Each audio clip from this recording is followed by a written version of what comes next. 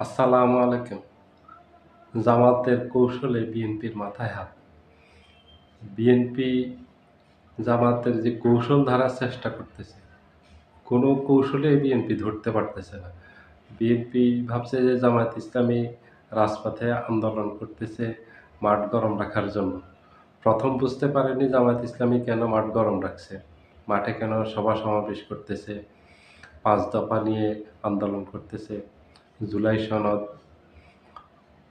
সংসদের ২ কক্ষে পিয়ার, গণভোট এগুলিসহ রাষ্ট্র সংস্কার এগুলিসহ ৫ দফা নিয়ে জামায়াত ইসলামী মাঠে আছে।